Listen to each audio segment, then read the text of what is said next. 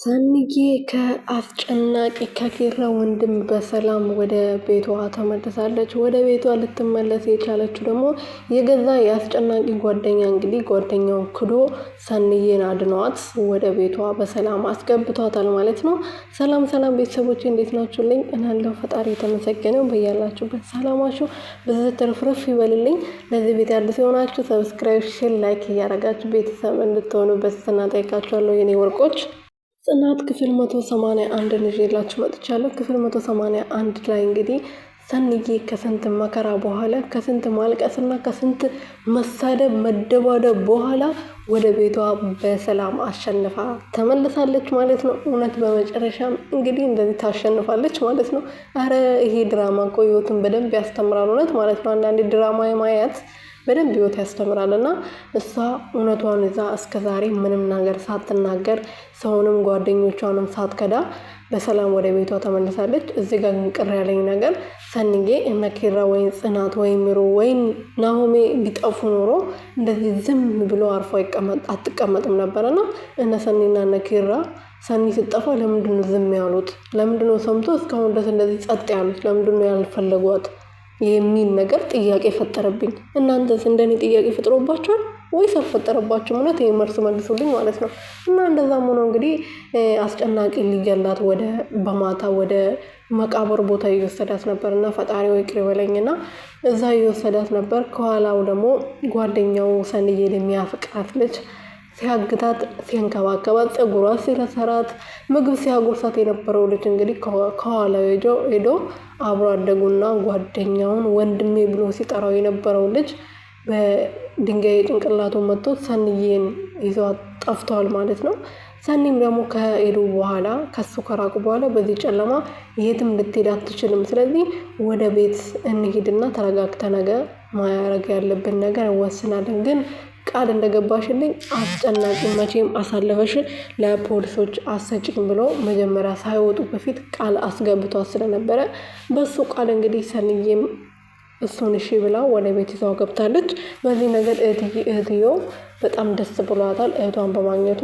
በቀጣይ ደግሞ ፖሊስ ጣቢያ እንሄድና እንመሰክራለን ማን እንደሆነ ትናገሪያለሽ ብላታለች። ሰንዬ ደግሞ ምን እንደምታደርግ አብረን የምናይ ይሆናል። በዛልኝ እንግዲህ በመጨረሻም የጽናት እግር ላይ ተደፍቷል ማለት ነው።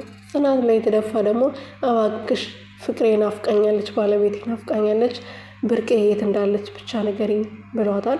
እሷ ደግሞ እኔ አላቅም አልነግርህም፣ ባቅ ኖሮ ችግር የለውም ነበር ግን አልነግርህም ብላው ነበር እና አሁን እግርሽ ላይ ተደፍቼ ስለምንሽ እናገራለሁ ተነስ ብለሽኝ ነበር፣ ስለዚህ ያለችበት ስለምታውቂ ንገሪኝ ብሏታል ማለት ነው። እና በቀላሉ እንደዚህ አትናገርም ጽናት፣ ምክንያቱም ከተናገረች እዛ ሄዶ ሌላ ታሪክ ይፈጥራል ማለት ነው። በዛልኝ እነሱ ቤት ሄዶ እነ ኪራዬ ቤት ደግሞ ኪራ እንግዲህ በየጊዜው ሰራተኛ ያስገባል። ከሰራተኛ ደግሞ ፍቅር ይዘዋል ብዙ ጊዜ።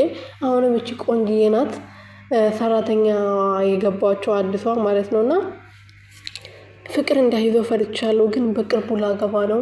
ሚስቴ ደግሞ ጽናት አሁን በቅርቡ አገባታለሁ።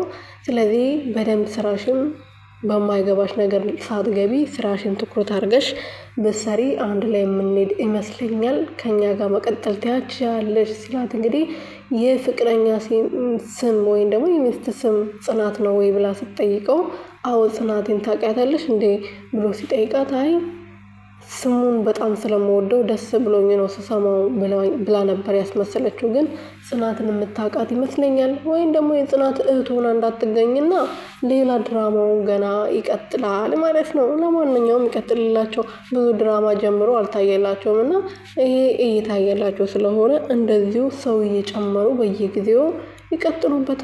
አረ ይመቻችሁ ማለት ነው ቤተሰቦች። ያው ይመስላችሁ ግን የቅዱሴ ፍቅረኛ አታምርም? ወይኔ ታምር። ከዚህ በፊት እንግዲህ ተጣልተው መሰለኝ የተለያዩት። አሁን ተመልሳ መጥታለች። እሱ አካባቢ እያበዛች ትገኛለች። አንድ ላይ ቢሆኑም እኔ ደስ ይለኛል።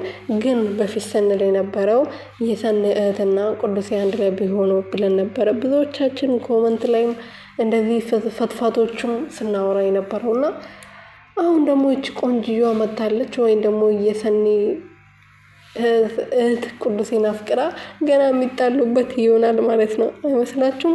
ቤቲ ብቻ ተመልሳ እንዳትመጣ፣ እዛ ላይ እንዳትመጣ። እኔ ኖላዊ ነው እንጂ ቤቲን እምወዳት እዚህ ጋር አልወዳትም እና ተመልሳ እንዳትመጣ እናምናለን። ለማንኛውም ቤተሰቦች ይህን ቻናል ሰብስክራይብ፣ ሼር፣ ላይክ እያደረጋችሁ የመደወል ምልክቱን እየነካችሁ እንድታበረታቱኝ በትህትና ጠይቃችኋለሁ። የኔ ወርቆች ስወዳችሁ